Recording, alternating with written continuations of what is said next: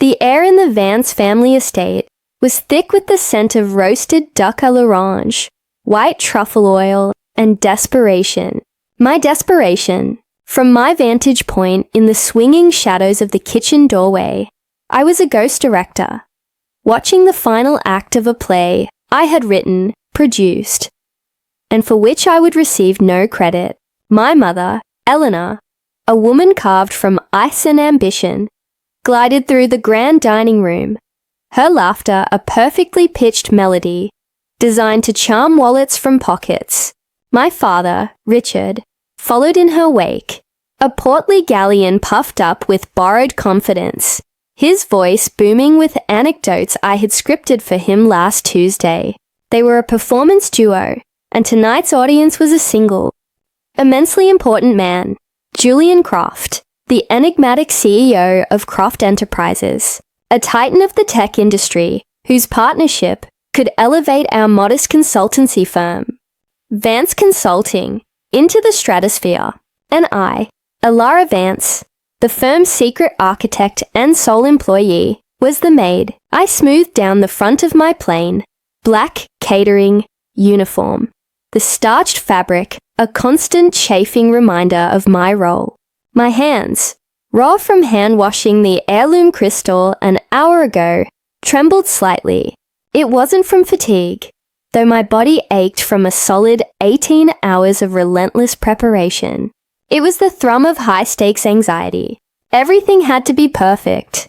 The sommelier-approved wine pairings I'd researched, the complex data-driven market analysis I'd condensed into digestible talking points for my father, the subtle psychological triggers I'd woven into the seating arrangement to foster a sense of camaraderie and trust. It was all my work, my life's work. My parents called it helping out. I called it indentured servitude. Alara, darling. My mother's voice, sharp as a shard of glass, cut through the ambient chatter. Mr. Croft's glass is nearly empty. Do be a dear. I took a deep breath, plastered a neutral, subservient smile on my face, and pushed through the door, the heavy silver tray feeling like a shield. The dining room was a masterpiece of casual opulence, a stage I had set with meticulous care. The lighting was soft, flattering the aged portraits of ancestors we didn't actually have, purchased from a bankrupt aristocrat's estate sale. The centerpiece of orchids, which I had painstakingly arranged, cascaded in a waterfall of white and purple. My father was mid-bluster, gesturing expansively with a fork. And so our proprietary algorithm, which I developed over the last 5 years, projects a 17% market penetration within 2 quarters. It's an aggressive, but entirely achievable target. My algorithm, my projection. I'd spent 3 sleepless weeks coding the base model and another 2 running simulations. He'd glanced at the executive summary for 5 minutes. I approached the table, my movements fluid and silent, a practiced invisibility. As I reached for Julian Croft's wine glass, his eyes met mine. They were not the dismissive, incurious eyes I expected. They were a startling shade of grey, sharp and analytical. And for a split second, they held my gaze with an unnerving intensity. As if he were scanning my very soul for data, I faltered. A tiny, almost imperceptible hesitation before pouring the deep red Chateau Margaux. He didn't thank me. He just watched. 17% is indeed aggressive, Richard, Croft said, his voice a low, calm baritone that commanded the room's attention without ever rising. He swirled the wine in his glass, his gaze still fixed on the liquid, but I felt his awareness was still on me as I retreated.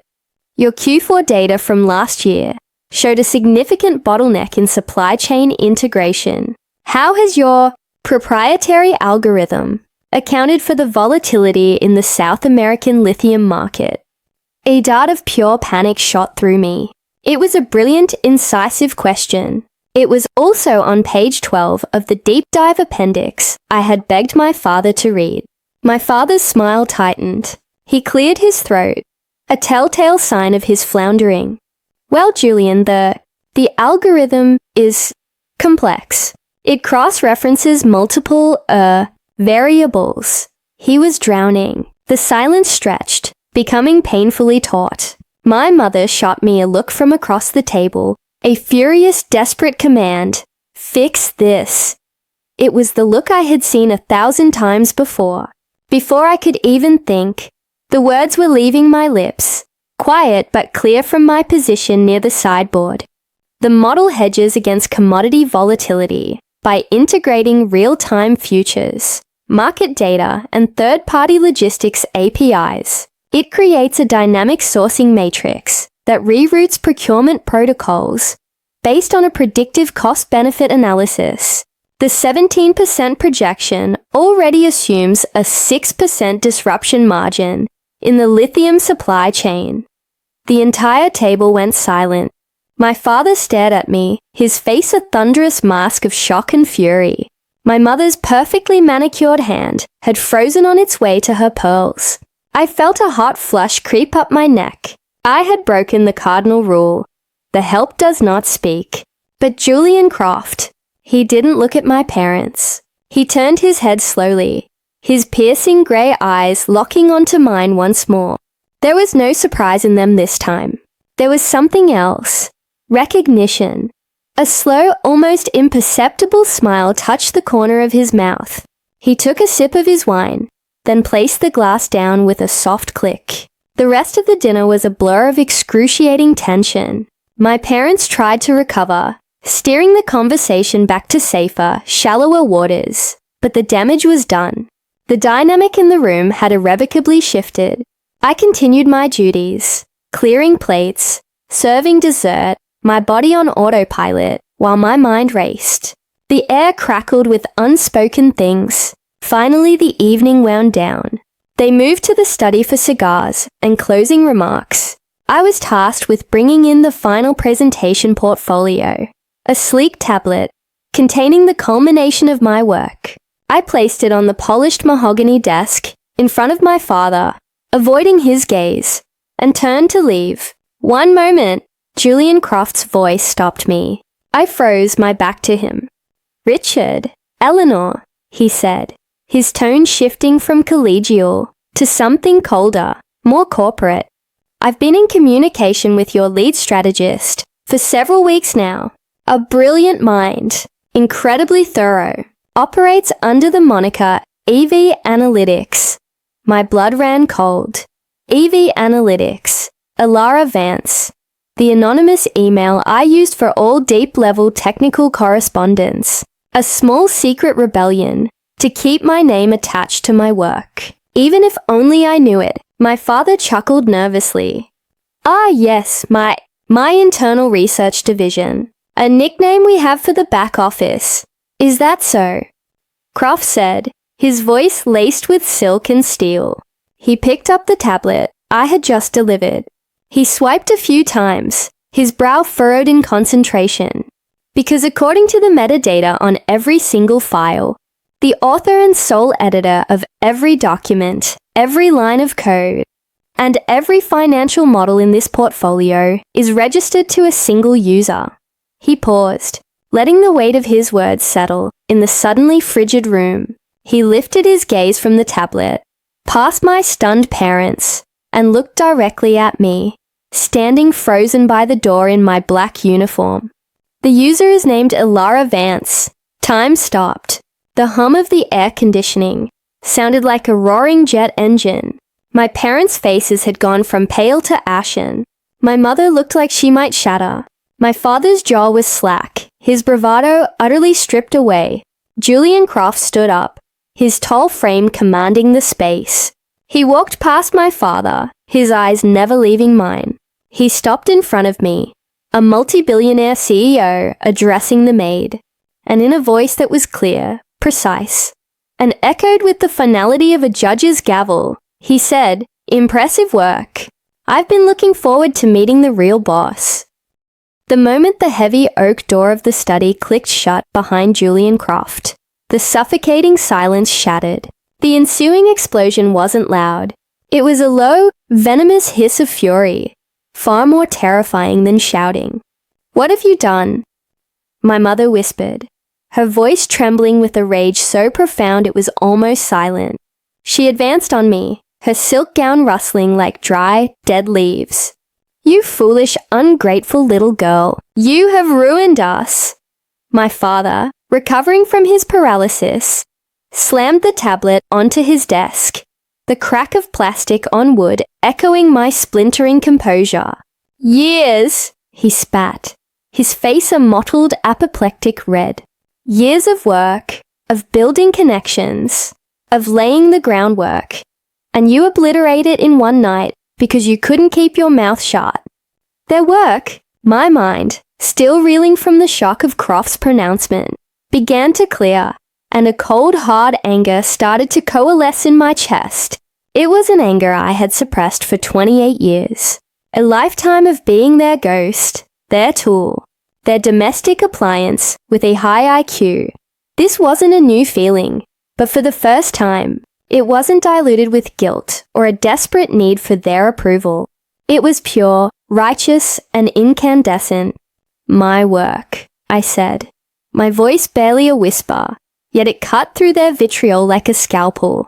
"It was my work." My father laughed, a harsh, ugly sound.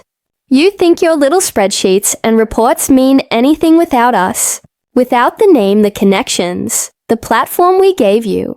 You are nothing, Ilara, a glorified secretary who got lucky with a few numbers." It was the family mantra, the narrative they had woven since I was a child. They were the visionaries, the risk-takers. I was the help. The pattern was set early. I was 10 when I did their taxes for the first time, finding deductions the professional accountant had missed. They praised my cleverness, and then bought a new Mercedes. I was 16 when I wrote the business plan for Advanced Consulting as a high school economics project. It won a state-level award. They submitted it under their names to a venture capital firm and secured the seed money that started it all. They told me it would be our company, a legacy for the family, but my name was never on any document. When I was accepted to MIT on a full scholarship, they convinced me to defer. "We need you here, darling," my mother had cooed, stroking my hair. "The business is at a critical stage. Just for a year, we'll build this empire together." That year became 10.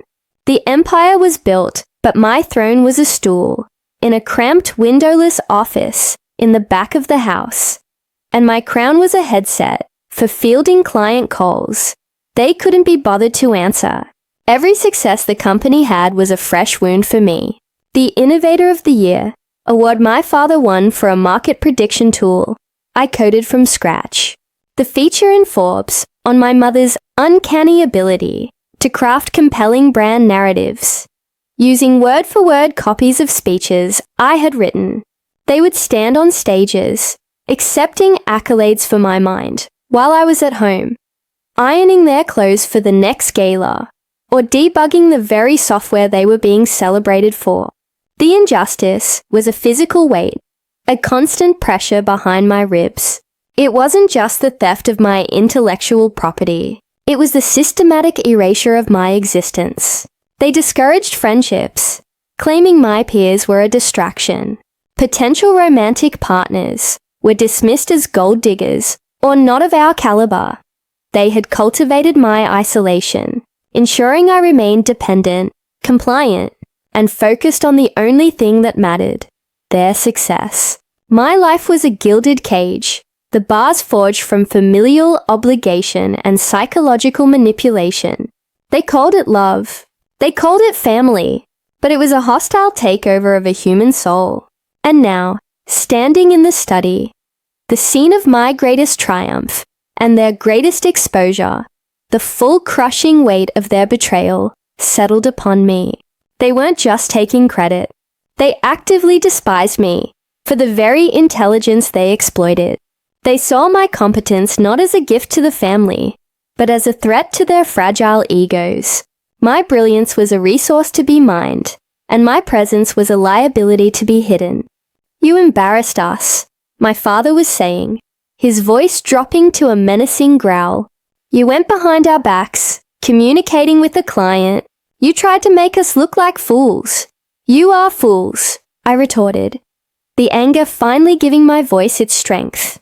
"You didn't even read the appendix. You've never read any of it. You don't know the first thing about the technology this company is built on." A sharp sting exploded across my cheek. My mother had slapped me. It was the first time she had ever laid a hand on me, and the shock of it was as painful as the blow itself. "Do not," she seethed, her face inches from mine, her breath smelling of expensive wine and rage. "Ever speak to your father like that again. We gave you everything. This roof over your head, the food you eat, a purpose, and this is how you repay us, by consorting with a rival and trying to steal what is ours." "What is yours?" I laughed, a raw, broken sound. I touched my cheek, the skin already starting to burn. "Nothing here is yours. It's all mine.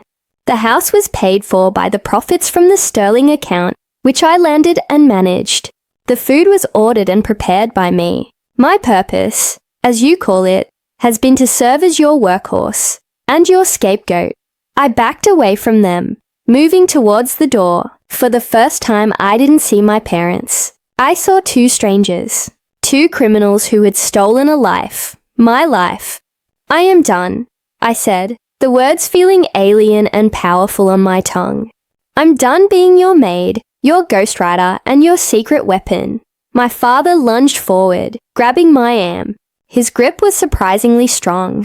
"You're not going anywhere. You will fix this. You will call Croft. You will apologize. You will tell him you were confused, that you overstepped. You will make this right." I looked down at his hand on my arm, then back up at his desperate, furious face. And in that moment, I felt the last vestiges of fear and obligation burn away, leaving behind only the cold, hard certainty of resolve. "No," I said, pulling my arm free with a strength that surprised us both. "I won't." I walked out of the study, leaving them in the ruins of the evening, and for the first time in my life, I didn't look back. I walked past the beautifully set dining table, the remnants of a feast I had orchestrated. I walked through the silent, cavernous halls of the house that my work had paid for, but had never been my home. I walked up the grand staircase to my small, sparsely decorated room. The anger was still there, a white-hot fire in my veins, but it was no longer just a feeling. It was fuel. They had treated me like a possession, a thing to be used and hidden away. They had underestimated me. They thought that because I was quiet, I was weak. Because I was compliant, I was powerless. They were about to learn, in the most public and painful way possible, just how wrong they were. The sanctuary of my bedroom felt more like a prison cell that night. My mother's slap still throbbed on my cheek, a physical manifestation of a lifetime of psychological blows. The anger that had propelled me up the stairs began to curdle into a familiar, sickening despair. They were right about one thing. I was alone. They had made sure of it. Who would believe me, the quiet, strange daughter, against the charming, successful Vances? It was their word against mine, and their word was backed by a fortune I had built but could not access. I sank onto my bed, the weight of my apparent powerlessness crushing me. For a moment, I let the hopelessness wash over me, a cold, dark tide. They had won. They would spin some story, paint me as unstable, and I would be left with nothing. But then, my gaze fell upon the bookshelf. It wasn't filled with novels or keepsakes, but with rows of nondescript, external hard drives, each labeled with a cryptic project name from Greek mythology: Icarus, Prometheus, Orpheus. To my parents, they were just my work backups. To me, they were my life's work, my silent rebellion, my insurance policy. And one drive in particular, tucked away at the very back, was labeled Project Chimera. A chimera, a creature of myth, composed of parts from different animals. An illusion, A perfect name for the creature my parents had presented to the world. A corporate entity with my father's face, my mother's voice, and my brain. A flicker of something hot and defiant sparked within the despair. Hope. I wasn't as powerless as they had conditioned me to believe. I had been meticulous. It started not as a plan for revenge, but as a defense mechanism. A quiet compulsion to preserve my own identity in the face of their constant erasure. From the very beginning, I had documented everything. It was the documentary portion of my life, narrated by a silent, unseen observer, me. I pulled the Chimera drive from its hiding place. It was cold and heavy in my hand, a dense repository of truth. I connected it to my personal laptop, a machine they never bothered to inspect, and entered a 64-character encryption key. The screen flickered to life, revealing a perfectly organized digital fortress. This was my real office, my real legacy. There were folders for everything. Original business plans contained my high school project, time-stamped and digitally signed, alongside the plagiarized version they had submitted for funding. Code repositories held the complete, uncompiled source code for every piece of proprietary software Vance Consulting claimed as its own, complete with a version history that logged every single commit under my user ID. Client correspondence was the motherlode. For years, I had BCC'd a private, encrypted email address. On every single substantive communication, I had ghostwritten for my parents. Every brilliant strategy proposal, every technical deep dive, every negotiation tactic sent from their accounts had a shadow copy, a digital ghost residing on this drive. But the most damning evidence was in a folder labeled audio. A few years ago, I'd started carrying a small, discreet digital recorder. I told my parents it was for dictating notes to improve my efficiency. In reality, it was my witness. I clicked on a file dated 6 months ago. My mother's voice, laced with irritation, filled the quiet room. I don't have time for the quarterly projections, Richard. Just make Alara do it. She's good at the numbers stuff, and it keeps her out of our hair. Another file. My father, frustrated. The sterling pitch is a mess. I can't make heads or tails of this technical jargon. Get Ilara to rewrite the whole thing. Make it sound like I know what I'm talking about. And the most recent one, from just last week, during a planning session for the Croft dinner, my mother. We have to keep Ilara in the kitchen as much as possible. She has that intense look about her. It's off-putting. Croft is here to see us, not the help. Each recording was a nail, and I had enough to build their coffin. As I scrolled through years of meticulously catalogued proof, the despair evaporated, replaced by a surge of electrifying empowerment. I wasn't just a victim. I was the prosecution. I had the evidence, the timeline, the motive. I had the whole story. My hands, which had been trembling with fear, were now steady. My mind, clouded with anger and hurt, was now sharp and focused. I began to see a path forward. Not just an escape, but a campaign. A strategic reclamation. My thoughts were interrupted by a soft ping from my laptop. A new email. My heart leaped into my throat. It wasn't from any of my known contacts. The sender was JC Executive Office. And the subject line was a single word. Inquiry. With a trembling finger, I clicked it open. The message was brief, professional, and devoid of emotion, yet it felt like a lifeline thrown into a raging sea. Miss Vance. Mr. Croft was intrigued by the evening's events.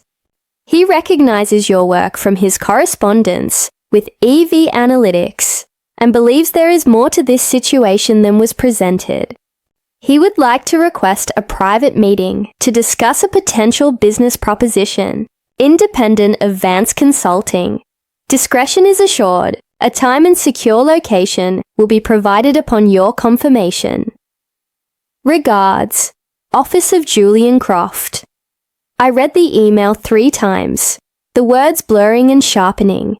A potential business proposition, independent of Vance Consulting. This was it. This was the turning point. Julian Croft hadn't just exposed the lie. He had seen the truth behind it. He had seen me. He wasn't offering pity or condolences. He was offering a seat at the table. A different table. My own table. A wide, genuine smile spread across my face. For the first time in what felt like a decade, the hope ignited by Project Chimera now had a direction, a powerful potential ally. My parents thought they had locked me in this room, in this house, in this life, but they had only given me the time and space I needed to find the key. I looked from the glowing screen of the email to the cold, dense hard drive in my hand. The evidence and the opportunity, all the pieces were there. I wasn't a maid waiting for a fairy godmother. I was an architect about to design my own future. I typed my reply, my fingers flying across the keyboard. Each keystroke a declaration of independence. I confirm, please send the details. I hit send, and with that single click, the long silent war of attrition was over. The revolution had just begun. The address Julian Croft's office provided was for a sterile, anonymous glass tower in the heart of the financial district, a world so far removed from the suffocating floral wallpaper of my parents' mansion, it might as well have been on another planet. The lobby was a cathedral of steel and silence, and the elevator ascended with a silent stomach-lurching velocity that felt symbolic. I had told my parents I was going to the library to return some books. A lie so mundane and pathetic, it was instantly believed. They were currently engaged in a frantic campaign of damage control, alternating between showering me with saccharine, manipulative affection, and issuing veiled threats about my future. They were trying to pull me back into the fold, to convince me to be their good girl, and help them smooth things over with Croft. They had no idea I was on my way to meet him. The elevator opened directly into the Croft Enterprises executive suite. It was less an office and more a minimalist art gallery. A woman with a sleek black bob and an earpiece greeted me by name and led me to a conference room that overlooked the entire city. And there, standing by the floor-to-ceiling window, was Julian Croft. He was dressed not in a suit, but in a simple, dark grey Henley and black trousers, which somehow made him seem more formidable. "Ms. Vance," he said, turning to face me. His grey eyes were just as intense as I remembered. "Thank you for coming. Please." He gestured to one of the two chairs at a small, unassuming table in the center of the vast room. There was no boardroom table, no phalanx of lawyers. Just him, me, and the city sprawling beneath us. "Mr. Croft," I said, my voice steadier than I felt. "I appreciate you seeing me." "Julian, please," he corrected. "And I believe it is I who should be thanking you. The work you've done under the EV Analytics banner is some of the most innovative predictive modeling I've seen in a decade.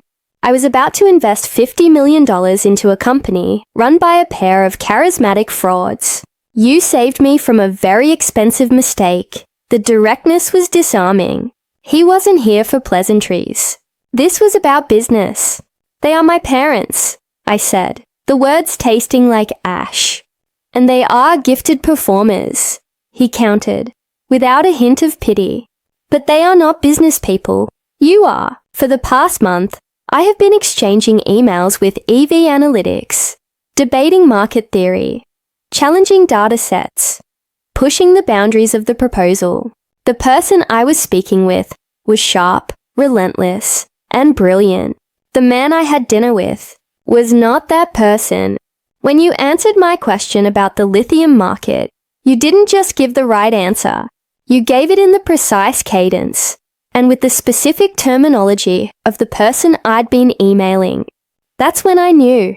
The tension in the room was palpable, but it wasn't hostile. It was the electric hum of two minds operating on the same frequency. He saw me not as a damsel in distress, but as a peer. "What do you want, Alara?" he asked, his gaze unwavering. It was the most important question anyone had ever asked me. For the first time, my answer wasn't dictated by my parents' needs. "I want what is mine," I said, my voice gaining strength. "I want my work, my name, and my future. I want to build a company based on the technology I created, and I want to do it on my own terms. And justice," he added, a single eyebrow raised. "What about them?"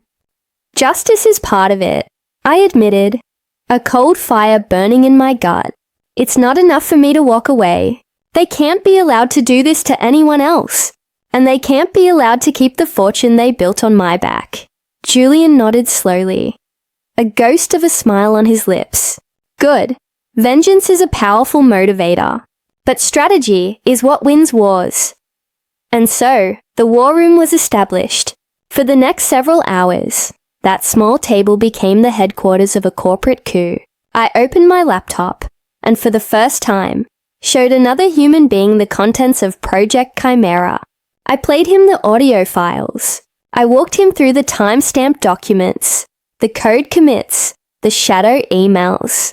His expression remained unreadable, but his focus was absolute. He absorbed every piece of information, his sharp mind connecting dots, identifying legal vulnerabilities, and formulating a plan. "Your parents' biggest event of the year is their annual stakeholder summit, correct?" he asked, scrolling through a file. "In 2 weeks?" "Yes," I confirmed. "They're desperately trying to hold it together. They've been telling everyone that the Croft deal is still in final negotiations, that rumors of a problem are just that, rumors. They'll use that summit to spin the narrative." Julian mused, his eyes distant. "They'll paint a rosy picture, announce some fabricated new initiative to distract from the loss of my potential investment, and shore up their support. It's their stage, and we're going to burn it down," I finished, the words both terrifying and exhilarating. The plan we devised was audacious, complex, and surgical.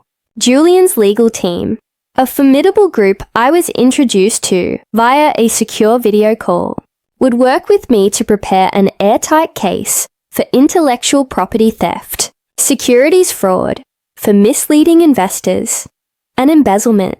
His tech team would help me prepare a presentation, my own presentation, that could hijack the summit's audio-visual system at a key moment. My role was the most dangerous. I had to go back. I had to live in that house for 2 more weeks, pretending to be the compliant, remorseful daughter.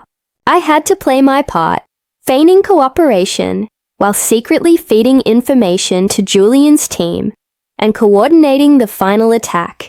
The days that followed were the most stressful of my life. The house, once a familiar prison, was now an enemy stronghold.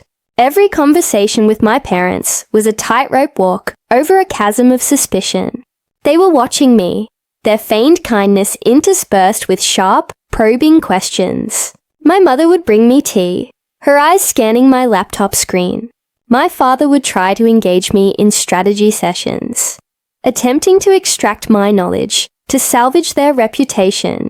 The rising tension was a constant hum beneath the surface of our strained civility. I lived a double life. By day, I was the subdued daughter, helping my parents craft their summit presentation, using my skills to make their lies more plausible, while secretly building in backdoors and weaknesses that I would later exploit. By night, I was on encrypted calls with lawyers in New York and security analysts in London, poring over financial documents and rehearsing my own speech. The closer the date came, the more the pressure mounted. My parents, sensing my feigned compliance was their only way out, grew more confident, more arrogant. They started to believe they had weathered the storm, that they had successfully manipulated me once again. They had no idea they were marching toward a cliff of my own design. The night before the summit, my father came to my room. He put a hand on my shoulder, his expression a practiced mask of paternal concern. "You've been a great help, Alara. We're proud of you. Tomorrow we'll put all of this behind us. We're a family. We stick together. I looked into his eyes and saw nothing but avarice and deceit. I smiled a small, dutiful smile. Of course, Dad, we're a family. As he left, closing the door behind him, my smile faded. The tension had coiled into a tight, hard knot in my stomach. Tomorrow was everything.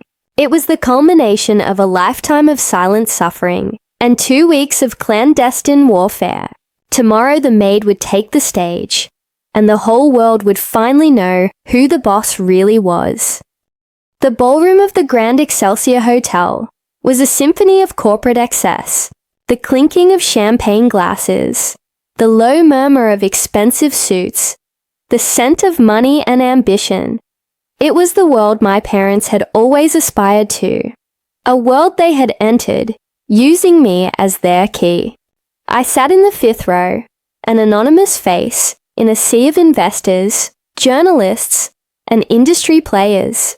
To my left sat Julian Croft, looking impeccably calm and detached, as if he were merely watching a mildly interesting play. To my right sat an unassuming woman in a grey suit, who was introduced to me as Sarah Jenkins, lead counsel for Croft Enterprises. My heart hammered against my ribs, a frantic drumbeat against the serene classical music being piped through the ballroom speakers. My hands were cold and clammy. Every nerve ending felt exposed, alive with a terrifying, exhilarating energy. Then the lights dimmed. A hush fell over the crowd. A professionally produced video montage filled the massive screens flanking the stage. Images of my parents shaking hands with dignitaries, cutting ribbons, their smiling faces superimposed over charts of soaring profits I had generated. The tagline appeared in gold, cursive font. Vance Consulting, a legacy of vision. A wave of nausea washed over me. The lies were so polished, so bold. The video ended, and my parents walked onto the stage to a round of enthusiastic applause. They were radiant. My mother, in a stunning crimson dress, looked every bit the powerful matriarch. My father, in a tailored tuxedo, exuded an air of avuncular authority. They were masters of illusion, and this was their grandest performance. Thank you, my father began, his voice resonating with false humility. Eleanor and I are so thrilled to see you all here today. It's been another banner year for Vance Consulting, a testament to our unwavering vision and our commitment to innovation. He launched into their prepared speech, a tapestry of half-truths and outright fabrications I had been forced to help them write. He spoke of our breakthroughs in predictive analytics. My mother spoke of our unique approach to brand synergy. They used the slides I had designed for them, each one a testament to my work, now being presented as their crowning achievement. I felt a tap on my shoulder. It was Sarah Jenkins. She gave me a small reassuring nod. System is ours. On your signal. Julian caught my eye and gave a nearly imperceptible dip of his head. It was time. My father was at the peak of his crescendo. And as we look to the future, I am thrilled to announce our next big venture, Project Titan, a revolutionary AI-driven platform that will redefine. He clicked the remote to advance to the next slide, but the slide with the gleaming Project Titan logo didn't appear. Instead, the 3 massive screens flickered for a second, then went black. A collective gasp rippled through the audience. My father fumbled with the remote, his confident smile faltering. A slight technical glitch, ladies and gentlemen. But it wasn't a glitch. A single line of white text appeared on the black screens. Vance Consulting, a legacy of vision. But whose vision? Another click, and a new image filled the screens. It was a photograph of my state-level award for my high school economics project, the original business plan for Vance Consulting. My name was clearly visible. Elara Vance, first place.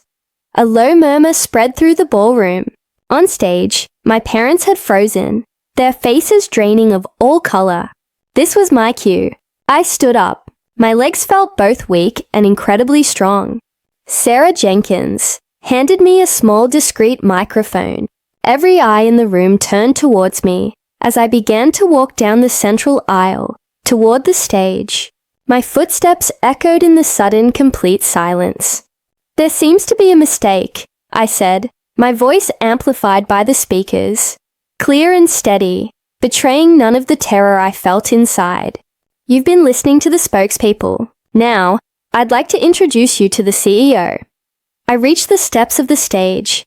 My parents stared at me, their expressions a mixture of horror, disbelief, and pure, unadulterated fury. I ignored them, turning to face the audience. "My name is Ilara Vance, and for the past 10 years, I have been the sole developer, strategist, and analyst for the company that bears my family's name." Click. The screens changed again, displaying a side-by-side comparison. An email from my father's account to a client, and the original draft from my computer, with metadata showing I was the author, created 3 days earlier. Every strategy, every line of code, every successful pitch you have applauded was mine. Click. The screen now showed a code repository. My username, Evance, was next to thousands of commits. My parents' names were nowhere to be found. I was no longer nervous. The truth was its own source of power. I systematically, calmly, and ruthlessly dismantled their entire empire. Brick by fraudulent brick, I presented the financial records, showing company funds being diverted to their personal offshore accounts, embezzlement. I showed the internal projections that painted a grim financial future, which directly contradicted the rosy picture they had just presented to their investors. Securities fraud. Then came the audio. I let my mother's voice fill the stunned silence of the ballroom. "Just make Ilara do it. She's good at the numbers stuff, and it keeps her out of our hair." Followed by my father's. "Get Ilara to rewrite the whole thing. Make it sound like I know what I'm talking about." The gasps in the room were audible. The journalists were scribbling furiously. Investors were staring at my parents with open hostility. My mother looked like she was about to faint. My father opened his mouth, but no sound came out. He looked like a fish gasping for air. For my final act, I addressed the lie about Julian Croft. Vance Consulting has been telling you that a partnership with Croft Enterprises is imminent. This is a lie, designed to artificially inflate their stock value before they dump it. As if on cue, Julian Croft stood up from his seat, all heads swiveled towards him. "I can confirm Ms. Vance's statement," he said, his voice carrying the immense weight of his authority. Croft Enterprises terminated all discussions with Vance Consulting weeks ago upon discovering the gross misrepresentation of their assets and personnel. Richard and Eleanor Vance do not represent the talent we were seeking to invest in. He paused, then looked directly at me, a flicker of a genuine smile in his eyes. "She does, which is why Croft Enterprises is proud to announce its first round, $50 million seed investment in a new, groundbreaking firm, EV Analytics, founded and helmed by its brilliant CEO, Ilara Vance." The room erupted. The applause was deafening, a tidal wave of sound that washed over me, cleansing the years of silence and invisibility.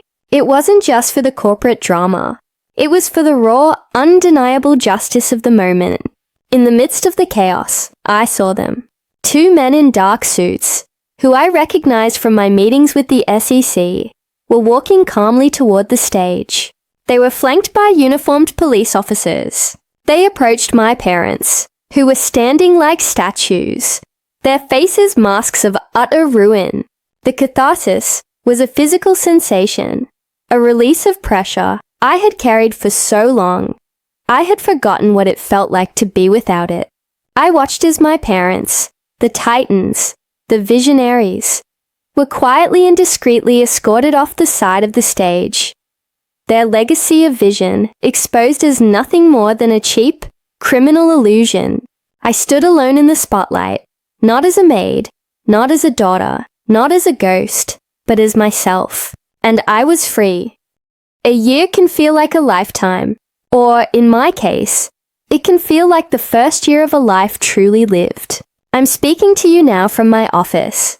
It's a corner office, but not by design. The entire headquarters of EV Analytics is wrapped in glass, a testament to my belief in transparency. The view overlooks the city harbour, where ships, like data packets, move in and out with purpose and direction. The minimalist decor, brushed steel, reclaimed wood, living walls of green moss, is the antithesis of the gilded, suffocating opulence of my parents' home. This space is about function, clarity, and growth. It's mine. The aftermath of the summit, what the media breathlessly dubbed the reckoning in the ballroom, was as messy and complicated as you might expect. The legal battles were brutal. My parents, in a final desperate act of manipulation, tried to have me declared mentally incompetent. A troubled daughter lashing out with fantastical delusions. But delusions don't come with blockchain-verified documents and time-stamped server logs. Project Chimera held up in court an unshakable digital witness. They were convicted on multiple counts of wire fraud, securities fraud, and embezzlement. They lost everything: the company, the mansion, the reputation they had so carefully constructed on a foundation of my stolen labor. They are currently serving overlapping sentences in a low-security federal prison. I do not visit. Healing hasn't been a straight line. It's been a jagged, painful, and profoundly necessary journey. The first few months were the hardest. The silence was deafening. For my entire life, my every action had been in reaction to them, pleasing them, defying them, surviving them. Without them as the central antagonists in my story, I had to figure out who the protagonist actually was. My therapist, a wonderfully no-nonsense woman named Dr. Anya Sharma, calls it deprogramming. We worked through the years of gaslighting and emotional abuse, untangling the knots of guilt and obligation they had tied around my soul. I learned that my value wasn't tied to my productivity. I learned that rest is not a weakness. I learned to trust my own voice, the one they had tried so hard to silence. Building EV Analytics was part of that healing. Julian Croft proved to be more than just an investor. He became a mentor and a genuine partner. He never treated me with pity. He treated me with respect, challenging my ideas, pushing me to be better, and celebrating my successes. He gave me the one thing my parents never did: validation based on merit. My company is thriving. We've grown from a one-woman operation to a team of 40 brilliant minds. I made it a point to build a corporate culture that is the polar opposite of the one I escaped. We value collaboration, transparency, and attribution. Every success is a team success. No one here is a ghost. No one's work is erased. We have a wall of wins, where even the smallest contribution is celebrated. We've just secured our second round of funding, and our flagship product, the evolution of the very algorithm my father claimed to have created, is revolutionizing supply chain management for a dozen Fortune 500 companies. But my greatest accomplishment isn't the valuation of my company or the awards on the shelf. It's the person I see in the mirror now. The woman who looks back at me is no longer haunted. Her eyes aren't filled with fear or suppressed anger, but with a quiet confidence. She sleeps through the night. She laughs, loudly and often, with friends who she chose, who value her for who she is, not what she can do for them. I'm telling you this story, this confession, not as a boast, but as a testament, a message to anyone out there who feels invisible, undervalued, or trapped. To the person whose boss is taking credit for their work. To the partner whose dreams are being suffocated by someone else's ego. To the child who is being forced to carry the weight of their parents' ambitions. Your work has value. Your voice matters. Your life is your own. Start your own Project Chimera. It doesn't have to be a secret hard drive. It can be a journal, a private blog, a portfolio of your accomplishments. Document your truth, even if only for yourself. It is your proof of existence, your private declaration of independence. It is the first step to reclaiming your narrative. My story is not one of revenge. Revenge is about the past. This is about the future. It's a story of reclamation.